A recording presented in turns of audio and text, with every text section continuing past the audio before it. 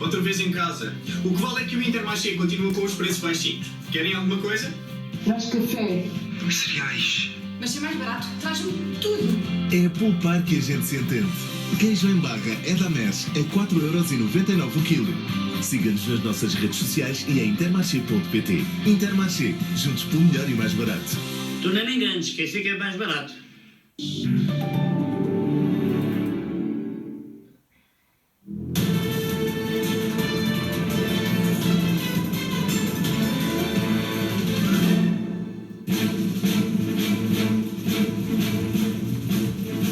Foi um dilúvio a oeste de Lisboa. Uma chuva intensa e prolongada submergiu automóveis em Sintra, cortou a linha de comboio de Cascais e a marginal em Oeiras.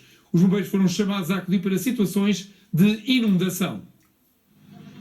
A depressão Carim está a fazer estragos. O centro da vila de Cascais está inundado. Há prejuízos em vários estabelecimentos comerciais. Todo o nosso material é tudo de refrigeração e congelação, portanto basta chegar aos motores para nós prevermos que ficamos com o equipamento estragado, mas não sabemos. Numa altura já difícil, porque estavam encerrados, mais um grande rombo no hospital. Nós abrimos em novembro de 2019, encerrámos em março de 2020 por causa da pandemia e tem sido um horror, um sufoco. A situação pode piorar durante a noite. Nós passámos uma situação crítica entre as 11h30 da manhã e a 1 da tarde, em que, para se ter uma ideia, choveu bastante mais do que aquilo que choveu em 1983, que foram as cheias grandes aqui em Cascais. A vantagem foi que não durou tanto tempo essa intensidade de chuva. Estamos à espera do outro pico, e este pode ser de maior risco, por volta das 9 da noite até às 11 da noite, não só porque se prevê que chova bastante mais, mas também porque coincide com a Praia Mar.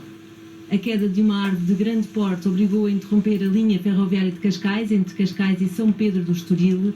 A árvore terá caído cerca da 1 da tarde, mas devido à chuva intensa, os trabalhos de remoção prolongaram-se durante mais de 5 horas. Pelo menos 13 comboios ficaram impossibilitados de circular. Para além dos danos materiais, não há feridos a registar. Ali perto, a marginal esteve cortada ao trânsito no sentido de Cascais-Lisboa por causa da chuva intensa. Em Mãe Martins, há registro de várias inundações. Neste parque de estacionamento, 6 viaturas ficaram submersas. A inundação aconteceu de repente, cerca das 2 da tarde.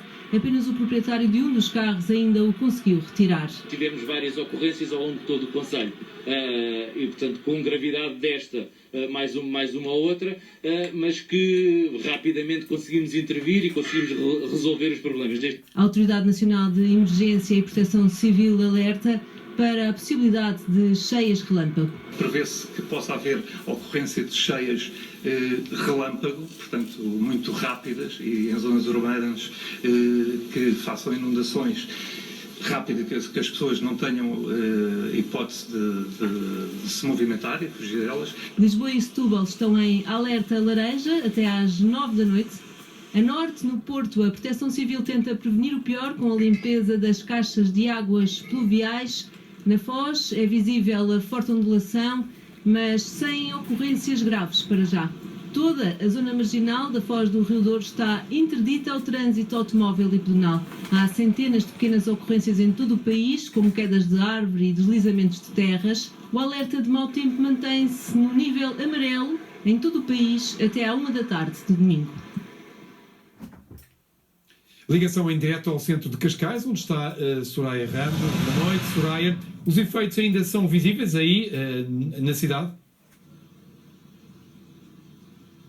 São muito visíveis nesta vila de Cascais, especialmente no centro histórico, exatamente porque foi a zona mais afetada e, em especial, nos estabelecimentos comerciais, nas lojas e também nos restaurantes. Vê-se agora, inclusive, neste tapete, nestas cadeiras, a marca da água atingiu cerca de 60 centímetros e, por isso, pergunto, Orlando da Luz, é proprietário deste restaurante há 23 anos, que prejuízos é que registram hoje aqui? Bem, os prejuízos nesta altura são incalculáveis, são imensos, nós temos imenso equipamento principalmente de frio, que estava colocado ao nível do chão. A água subiu volta de cerca de 60 centímetros. Obviamente que esses motores sofreram danos, supostamente irreparáveis, não é? Vamos depois ver quando fizermos a limpeza e testar os equipamentos para ver se algum deles funciona, o que não creio que não será possível. Tem 2 estabelecimentos, um bar, um Existe, restaurante, e por isso pergunto se, olhando assim, números redondos, tem ideia dos danos? Isso não é incalculável nesta altura, porque não sabemos quais são os equipamentos que estão avariados. Queremos que serão todos ou quase todos. Mas são vários milhares de euros. Serão seguramente acima de 25, 30 mil euros em equipamentos, sim. Tudo isto podia ter sido prevenido? Enfim, se tivesse chovido desta maneira, prevenido não era fácil, porque não se previa que chovesse desta maneira e que coincidisse com a praia-mar, que não permitiu o esgoto das águas que passam aqui, vindas da Ribeira das Vinhas. Enfim, de qualquer das maneiras, isto já não é a primeira vez que acontece, não é? Sr. Orlando, numa altura em que também com a pandemia Covid-19 tem estado encerrado, é mais um grande rombo que nós temos. Exatamente, nós estamos encerrados a propósito deste novo cenário da pandemia e obviamente que não faturamos há bastante tempo e agora temos esta grande ajuda de prejuízo a aumentar em cima do prejuízo que já temos tido ao longo destes meses, não é? Orlando da Luz, desejamos naturalmente o melhor. Ora, aqui acaba por ficar o registro de vários danos. Estes comerciantes de lojas de vestuário, de restaurantes, de várias lojas de turismo também vieram sobressaltados ver os danos e estão agora ainda com mais receio do que poderá acontecer a partir das 9 da noite à altura da Praia-Mar. Soraya Ramos, em direto de Cascais. Vamos agora em direto para o Porto, onde está prevista maré cheia para daqui a cerca de 1 hora e onde se encontra a Andreia Filipa Novo. Boa noite, Andreia. A situação ainda pode piorar aí no Porto? Olá, boa noite. A situação pode piorar, mas não será hoje. Para percebermos melhor as previsões de cheias para a zona da Ribeira da cidade do Porto, temos connosco o capitão do Porto do Douro e Leixões. Muito boa noite. As previsões de cheias para esta zona mantêm-se, no entanto, só se irão verificar amanhã. Boa noite. Sim, portanto, hoje começou a chover, vai chover durante a noite toda. Chove também nos distritos de Vila Real, Viseu e Guarda. Amanhã choverá também em Espanha, na zona de Salamanca, Valladolid, Zamora.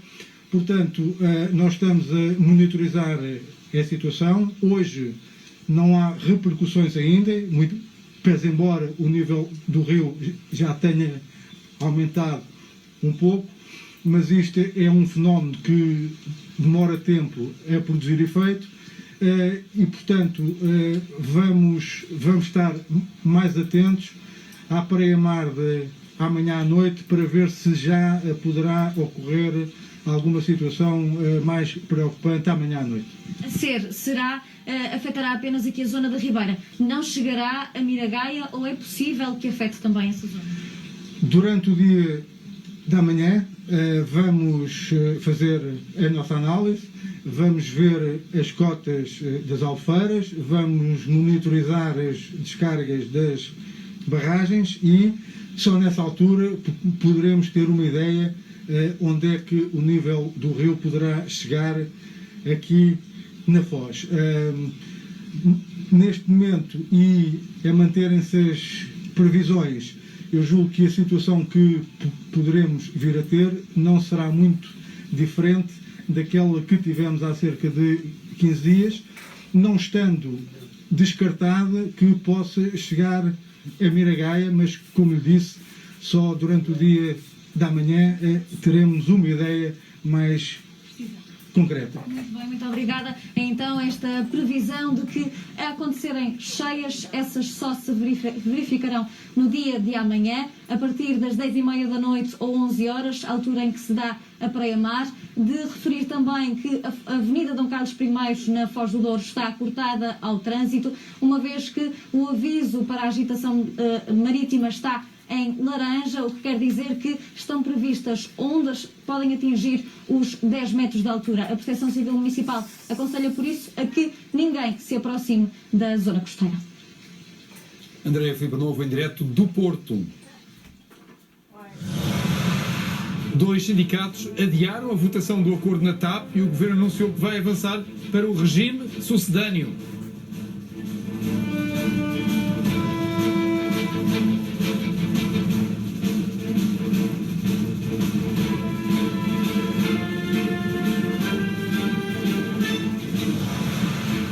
Milhares de pessoas saíram às ruas de Madrid e Barcelona contra a detenção de Pablo Hasél. Na capital da Catalunha, os ânimos estão mais exaltados. O rapper espanhol foi condenado a 9 meses de prisão por insultar a monarquia espanhola e fazer a glorificação do terrorismo. Cerca de 100 pessoas foram detidas e dezenas ficaram feridas nos protestos iniciados na terça-feira à noite. Estamos a ver, neste momento, imagens em direto de Barcelona, onde um forte contingente policial no centro da cidade enfrenta os manifestantes que exigem a libertação do rapper, e vemos também carros da polícia, presumo que dos moços de esquadra, a polícia catalã, carros que também foram atacados pelos manifestantes ao longo das últimas noites. Foram incendiados pneus nestas ruas nas últimas noites. Agora não vemos nada disso, mas um clima efervescente na capital catalã. A correspondente da RTP em Madrid, Daniela Santiago, está a acompanhar esta situação. Boa noite, Daniela. Prevê-se mais uma noite complicada aí em Espanha? Idêntica àquela que tivemos há cerca de 15 dias. Com zonas vulneráveis. Com problema de áudio, mas uma noite complicada aqui em Espanha, em várias cidades, porque estes confrontos com maior incidência na Catalunha estão a verificar-se também em outras cidades, como Valência, e pela quinta noite consecutiva, segunda aqui em Madrid, primeiro na quarta-feira, agora este sábado, algumas centenas de jovens que eu diria que foram demovidos pelo forte cordão policial.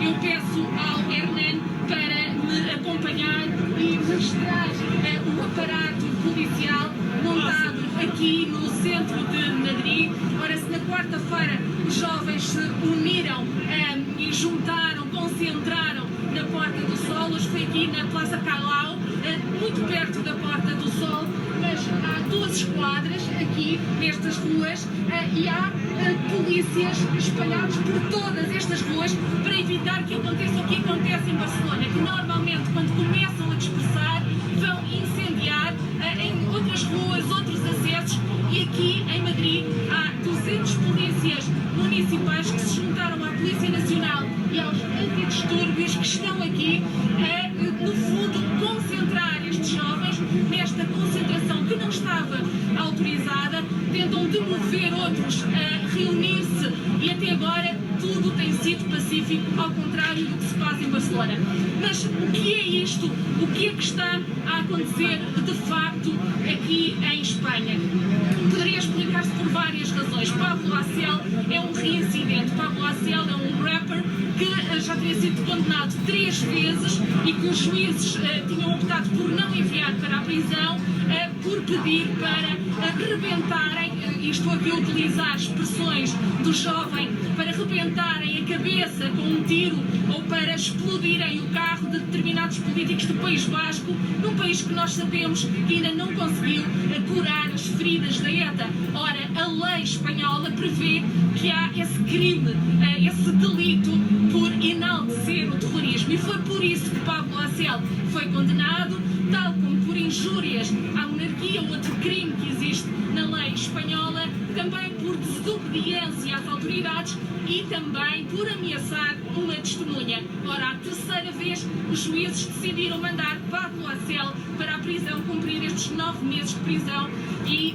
30 mil euros de multa. Ora, Pedro Sánchez já veio dizer, e já tinha dito antes, que vai alterar a lei penal, porque por mais criticável que possa ser este tipo de linguagem, dentro da liberdade de expressão, não deve ser um delito que provoque uma detenção.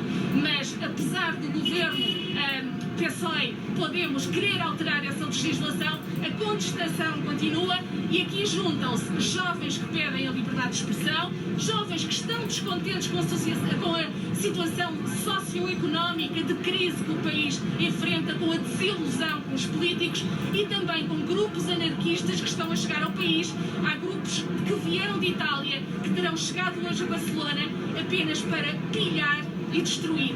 Há que fazer essa distinção entre os jovens que se estão a manifestar pela liberdade de expressão e aqueles que apenas querem destruir. Daniela, nós estamos a ver também imagens em direto de Barcelona, onde o ambiente é mais quente do que aí em Madrid.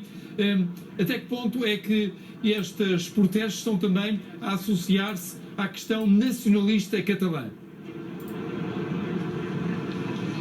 Vêem-se bandeiras independentistas em alguns protestos. Ouvem-se gritos, mas gritos que são muito comuns na Catalunha, como as ruas serão sempre nossas, que é um grito que já se ouvia na luta independentista. E há também elementos, obviamente, independentistas, porque eles são republicanos, contestam o sistema, contestam a monarquia que se vive em Espanha, os sucessivos escândalos também que envolvem a monarquia. Como nós sabemos, o rei emérito está no estrangeiro e com casos que estão a ser investigados pela justiça, e os republicanos, com uma facção republicana dentro do próprio governo espanhol, Unidos Podemos, defende a República. Portanto, tudo isto provoca grandes clivagens e aqueles que estão na rua a defender a liberdade de expressão, muitas vezes são pessoas que também defendem a independência da Catalunha. Ainda mais, passou uma semana, faz amanhã 8 dias que houve eleições, os independentistas ganharam com maioria e está neste momento em curso a negociação do governo. Portanto, tudo isto é uma amálgama de facto que se junta, e depois com os antissistema e os anarquistas é de facto uma bomba relógio que na Catalunha tem o impacto que tem tido, que temos visto. Daniela Santiago, em direto de Madrid, com imagens também em direto do que se está a passar em Barcelona. Uma mutação parecida com a variante da Califórnia é responsável por 7% dos contágios de Covid-19 em Portugal. Trata-se de uma das variantes do novo coronavírus que mais preocupa os investigadores do Instituto Ricardo Jorge, sobretudo devido a uma maior resistência às vacinas.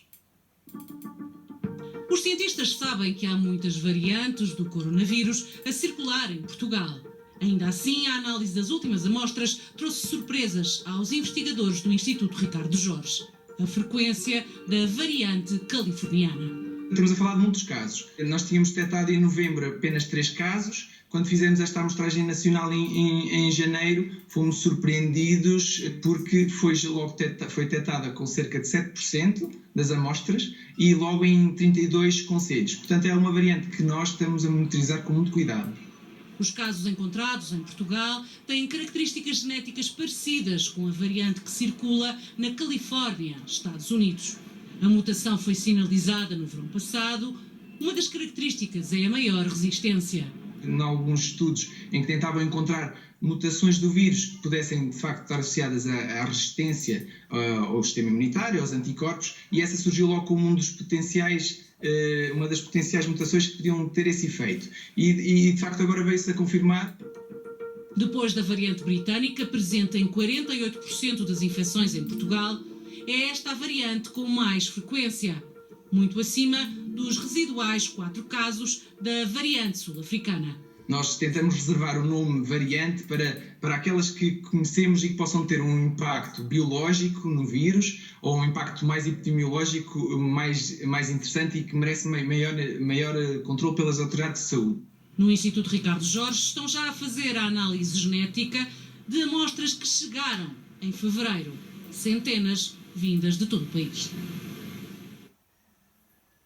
Nas últimas 24 horas morreram em Portugal, com Covid-19, 76 pessoas. Foram ainda registados no país 1.570 novos casos de infecção. São cerca de menos 400 infecções do que ontem. Este sábado há menos 300 pessoas internadas e em cuidados intensivos estão menos 13. Apesar de nos últimos 5 dias terem sido os hospitais 1.500 doentes Covid, estão hoje internadas um total de 3.284 pessoas, número ainda superior aos que se registavam no início do ano.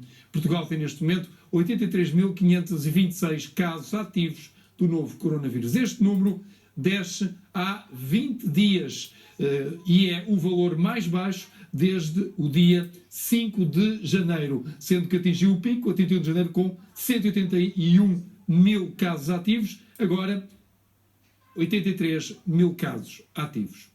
Foram hoje vacinados 1.000 octogenários de Matosinhos. Eles passaram um ano inteiro fechados em casa. Uns com menos agilidade, outros com mais. 97 anos. Começaram a chegar a partir das 9 da manhã ao Hospital Pedro Spano para receber a primeira dose da Moderna. Eu estava disposta a não receber. Achei que me vou embora um dia destes, não valia a pena. Mas um cardiologista mandou-me um recado, é um amigo, não é? Diz à tua mãe que é uma ordem e eu tive de vir. E não precisou de muita ajuda. Um sábado diferente, onde a esperança ainda se mistura com o medo. Agora é só fazer as compras quando é preciso e meter em casa e pronto. É o que custa mais. Faz-nos envelhecer mais e não poderem ver a família. Assim sinto-me mais segura, sabe que a gente tem muito medo disso, de andar na rua, de tudo. No Hospital Pedro Spano, em Matosinhos, ainda estão 47 doentes Covid internados, 9 em cuidados intensivos. Com os números a baixar, foi mais fácil recrutar profissionais de saúde para esta operação. Nós teríamos sempre capacidade para fazer este número de vacinações, mesmo durante o pico da pandemia e do número de internamentos, mas realmente é mais fácil para recrutar os recursos humanos para esta missão, é mais fácil fazê-lo assim. Provavelmente será a única vez que faremos isto aqui. A próxima dose será administrada num espaço cedido pela autarquia, onde também, hoje, foram vacinadas as forças de segurança do concelho.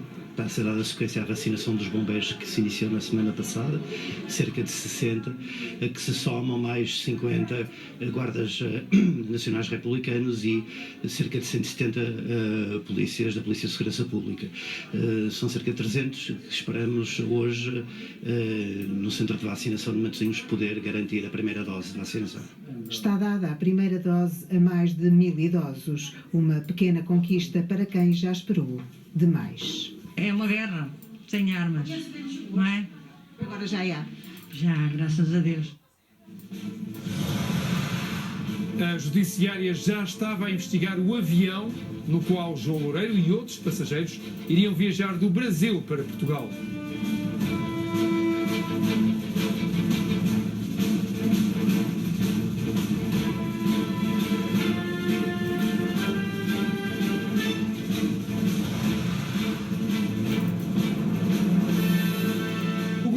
Avançar para o regime sucedâneo na TAP. A decisão surge depois de 2 sindicatos terem adiado as votações ao plano acordado para cortes de salários e despedimentos. O governo disse que não há tempo a perder e que o regime sucedâneo, que também prevê cortes de salários e despedimentos, mas em proporções diferentes, entrará em vigor se os pilotos e tripulantes chumbarem o acordo.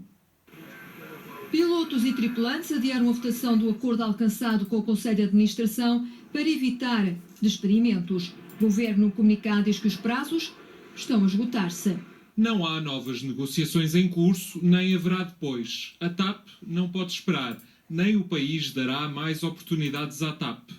E lembra que 12 sindicatos já assinaram um acordo, faltam 2 e, entretanto, avança com preparativos legais em caso de haver um chumbo.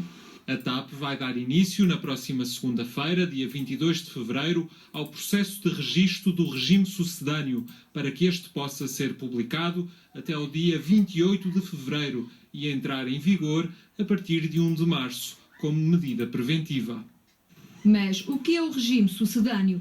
É o regime que substitui os acordos da companhia que cessaram depois do governo ter declarado a TAP como uma empresa em situação económica difícil. Na prática, quem não aceitar o acordo de emergência vê os cortes salariais a começar nos 900 euros em vez de 1.330 euros. As saídas deixam de ser voluntárias e podem dar lugar a um despedimento coletivo. A RTP sabe que o Sindicato dos Tripulantes vai votar o acordo antes de 1 de março. Entretanto, a UTAL diz que o Governo já gastou tanto no resgate à TAP como nas principais medidas de apoio ao emprego por causa da pandemia. A TAP recebeu 1.200 milhões de euros. As principais medidas de apoio ao emprego tiveram um impacto de 1.500 milhões de euros, segundo a Unidade Técnica de Apoio Orçamental. João Loureiro está a tentar voltar para Portugal. O antigo presidente do Boa Vista esteve a prestar declarações como testemunha depois de ter sido descoberta droga no avião onde ele e outros passageiros iriam viajar. O correspondente da RTP no Rio de Janeiro, Pedro Sá Guerra, está a acompanhar o caso. Não é suspeito e está autorizado a viajar para Portugal logo que pretenda. O delegado da 8ª secção da Superintendência Regional da Polícia Federal de Salvador da Bahia ouviu João Loureiro, que se fez acompanhar por uma advogada. Ficou decidido que terá de comunicar às autoridades brasileiras caso mude de residência ou se ausente de Portugal. A porta-voz da PF confirmou à RTP que o ex-presidente do Boa Vista colaborou com as autoridades e entregou o seu telemóvel, de onde foram retiradas mensagens e fotografias que vão ser analisadas e comparadas com os testemunhos que foram recolhidos pelas autoridades junto da tripulação do avião português. João Loureiro confirmou que foi contactado por uma empresa brasileira para intermediar investimentos em Portugal. Este é considerado um caso complexo. Habitualmente a Polícia Federal brasileira mostra-se disponível para falar com os jornalistas, mas uma vez tratar-se de uma mega apreensão de cocaína numa região que é conhecida por fazer parte das rotas internacionais do tráfico de droga para a Europa, as informações têm sido reveladas a conta-gotas. O Falcon 900, durante a sua permanência no Brasil, esteve no interior de São Paulo, na cidade de Jundiaí, e foi na viagem que efetuou até Salvador que o piloto detectou problemas nos comandos da aeronave. Depois de aterrar, os técnicos tiveram de abrir parte da fuselagem do avião, onde descobriram a droga. Esta técnica de camuflagem utilizada demonstra que a tentativa de levar a cocaína até Portugal terá sido planeada com antecedência. A Polícia Federal brasileira já está a trabalhar em conjunto com a Polícia Portuguesa para tentarem localizar o paradeiro do cidadão espanhol que viajou no mesmo avião que trouxe João Loureiro até ao Brasil. É um homem que já estava na mira das autoridades por eventual envolvimento no tráfico de droga. André Veloso e Pedro Sá Guerra, RTP, Brasil. O ex-presidente do Boa Vista confirmou que está obrigado a comunicar às autoridades brasileiras qualquer alteração de residência em Portugal, mas João Loureiro garantiu à RTP que não há nenhuma suspeita contra ele. Foi-lhe imposta alguma restrição por parte da Polícia Federal enquanto estiver em Portugal? Eu faço esta pergunta pelo seguinte, porque as autoridades policiais aqui informaram que o senhor, enquanto estiver em Portugal e caso mude de residência, tem que dar conhecimento disso às autoridades brasileiras. Sim, mas isso é normal. Eu não sei se o senhor está tão bem informado, sabe com certeza que eu fui ouvido enquanto testemunha e sabe também que não há nenhuma suspeita sobre mim. Mas, pelos vistos, é um procedimento normal aqui, não tem nada de especial. Dei a minha morada e sem nenhum tipo de problema. Mas foi-lhe dito que, quando se ausentar, tem que comunicar às autoridades brasileiras? Eu penso que não. Eu penso que o que está... Olha, honestamente, não estive a reler isso. Mas o que eu penso que está é que, se mudasse de residência, teria que dizer. Acho que é isso que está lá no auto. A Judiciária já estava a investigar há vários meses o avião que transportaria para Portugal meia tonelada de cocaína. Na mira da polícia estava também o espanhol que viajou com João Loureiro. Terá sido a rota do avião a fazer soar os alarmes da Polícia Judiciária. O trajeto entre Portugal e Brasil, com escala em Cabo Verde. O jato privado que transportaria para Portugal meia tonelada de cocaína já estava sob a mira de uma investigação mais alargada ao tráfico de droga para o país através destas aeronaves. A RTP sabe que, para além do avião, agora retido no Brasil, também o espanhol Mansul Heredia estava sob vigilância da PJ. Na passada sexta-feira foi apreendido em Tires um carro que pertence ao espanhol que viajou com João Loureiro no jato da empresa portuguesa Omni e que regressaria também na aeronave. A Polícia Judiciária está agora em comunicação permanente com a Polícia Federal Brasileira, também numa realidade que a pandemia tornou mais evidente. A redução das viagens em aviões comerciais tem tido como consequência a alteração das rotas dos traficantes e da forma como a droga entra na Europa. Em outubro do ano passado, pela primeira vez em Portugal, foi apreendido um jato privado com cocaína que, se chegasse ao mercado, daria para mais de 1.700.000 doses. A PJ deverá investigar agora se o aeródromo de Tires seria usado também como porta de entrada da droga no continente europeu. A autoridade tributária está a enviar cartas a 2 milhões de contribuintes com dívidas ao fisco. Trata-se de um plano de prestações a que se pode aderir de forma voluntária a partir de abril. Esta é a primeira fase e contempla empresas que devem até 10 mil euros e contribuintes singulares em falta para com o fisco no valor de 5 mil euros. Por estes dias, os cartéis vão levar o plano de prestação para o pagamento de dívidas ao fisco. Trata-se de empresas que devem até 10 mil euros e contribuintes singulares até 5 mil euros. A autoridade tributária está a enviar cerca de 2 milhões de cartas, onde convida ao pagamento voluntário a partir de abril.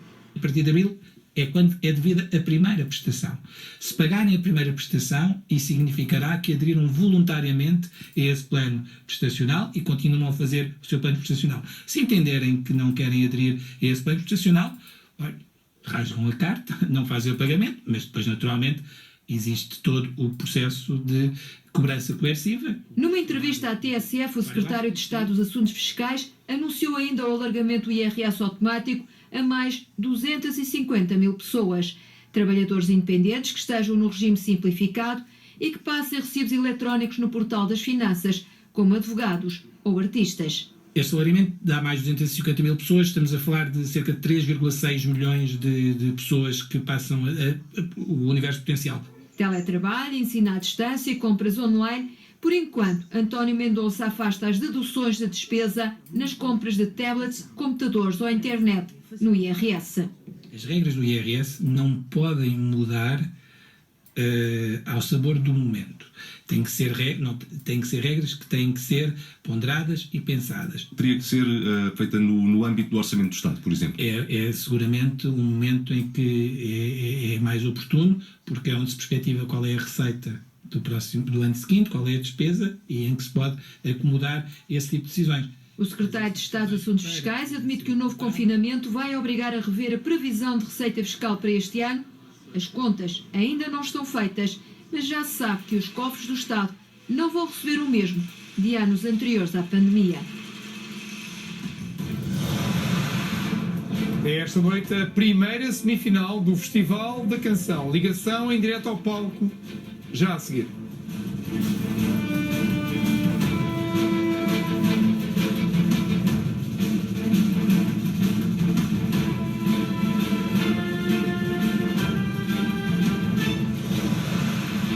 Faz amanhã um ano que foi confirmado o primeiro caso de Covid-19 em Itália. Na altura, um paciente de 38 anos deu entrada no hospital de Codogno, no norte do país, com sintomas de pneumonia, mas só foi diagnosticado graças ao instinto de uma médica. Annalisa Malara ainda hoje é uma espécie de heroína em Codogno, a cidade onde há um ano surgiu o primeiro caso de Covid-19 em Itália. A 20 de fevereiro, esta médica pôs de lado o protocolo e seguiu o instinto que lhe dizia que o paciente de 38 anos, que deu entrada no hospital com febre alta e problemas respiratórios, tinha mais do que uma pneumonia. I decided to perform anyway the nasal swab because his pneumonia was a typical virus pneumonia. Malara e outra colega, Laura Ricevuti, foram contra a opinião de outros profissionais, mas no dia seguinte o resultado do teste à Covid-19 deu-lhes razão. Quindi dicevamo tra di noi è impossibile che il primo caso sia a Codogno, impossibile. E in realtà è stato così. Alle 9:30 di sera è arrivata la telefonata del direttore sanitario, del dottor Filippin, che mi comunicava la positività del paziente. O novo coronavírus, que muitos ainda julgavam longínquo, já estava afinal a circular na pequena cidade do norte de Itália. Ao hospital depressa começaram a chegar pacientes com uma doença desconhecida, mesmo para os profissionais de saúde. Veniamo inondati da subito, senza riuscire a pensare, da pazienti in insufficienza respiratoria grave, che non respiravano. Mettevo in atto tutte le manovre che ho studiato e che conoscevo e a volte questi pazienti non rispondevano e questo ti lasciava il cuore a pezzi e la testa devastata. Codonho e outras 10 cidades próximas formaram uma zona vermelha logo no sábado, 22 de fevereiro. Ninguém podia entrar ou sair desses territórios sem um motivo de força maior. Só nos primeiros 15 dias de cerca sanitária. As empresas locais perderam 100 milhões de euros, mas o impacto, que ainda hoje se sente, não foi só económico. Essendo direttamente nella zona rossa, abbiamo provato tutti, diciamo, i danni che il virus ha potuto causare in Italia, dal lockdown alla perdita di lavoro, alcune persone lasciate a casa, e ci ha colpiti in tutti i sensi, a livello econômico e sociale. Um ano depois, muitos negócios fecharam, os cemitérios encheram-se, mas as ruas de Codonho recuperaram o movimento. As quase 16 mil pessoas que aqui vivem podem ir a restaurantes, cafés, ao mercado, mas sempre com máscara e outras precauções.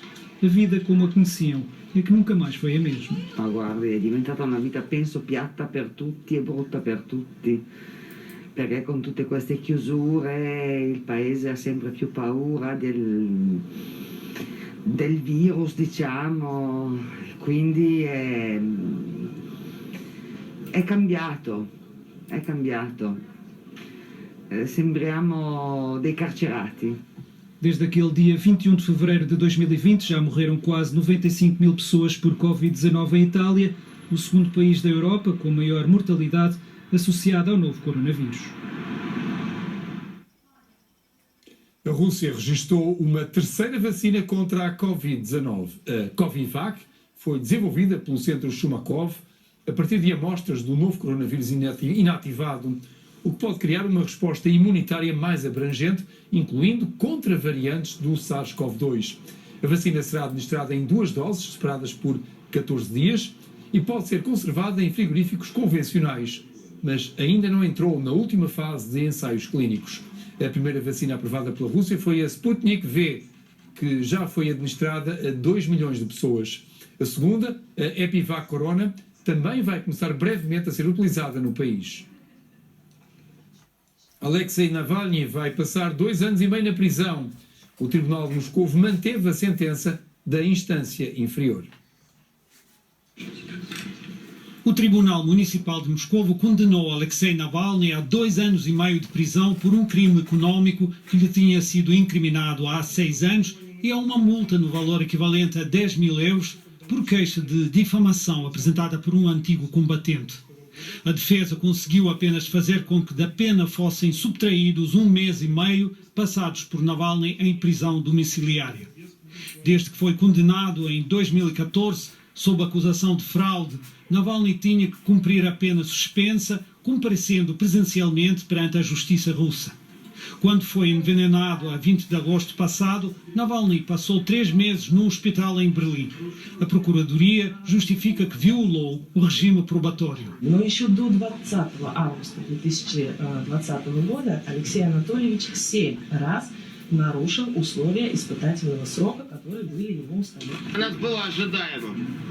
Мы считаем его незаконным, ничего не поменялось.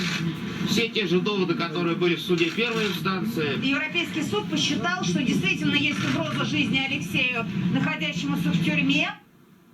Quanto mais pressão vão exercendo políticos europeus sobre Moscovo, tanto mais intransigente se torna a posição do Kremlin, que rejeita conotações políticas e qualquer seu envolvimento no processo. Достаточно плюрализма на политической арене, и Кремлю оппонируют многие. Вы знаете, это совершенно не наше дело.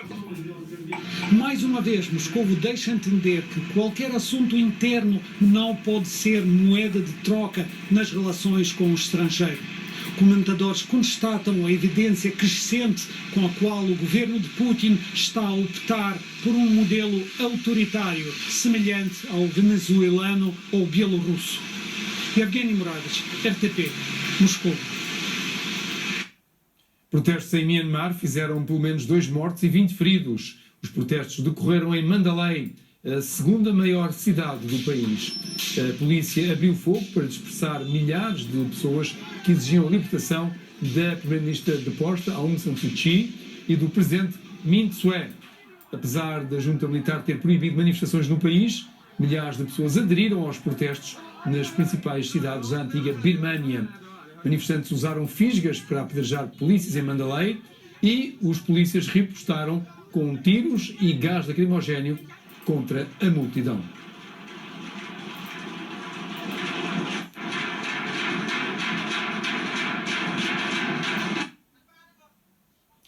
Uma família de Valongo acusou o hospital privado de Alfena de omissão de auxílio.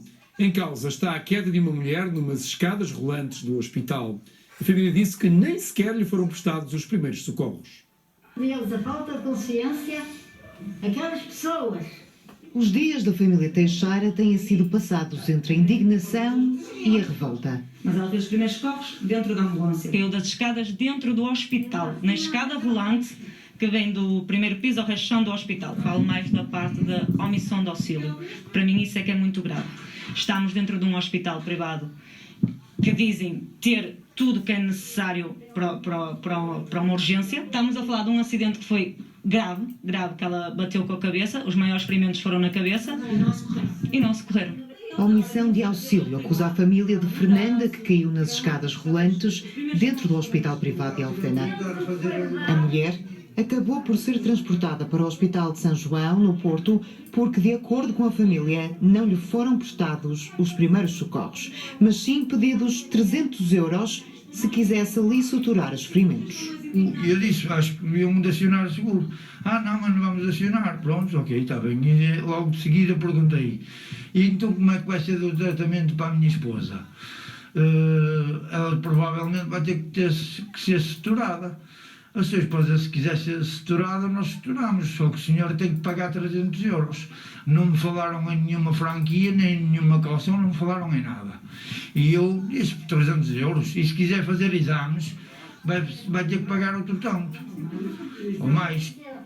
Fernanda levou 16 pontos na cabeça e fraturou um pulso. A RTP contactou o Hospital de Alfena, que pertence ao grupo Trofa Saúde, mas não recebeu nenhuma resposta até ao fecho desta reportagem. Com a pandemia e o confinamento, parte dos edifícios em Portugal estão agora desertos.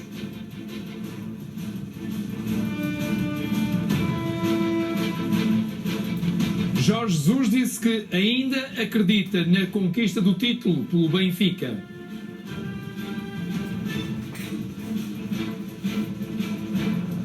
São assuntos que vamos retomar na segunda parte do telejornal. Iremos também em direto para o palco do Festival da Canção, esta noite com a primeira semifinal. Até já!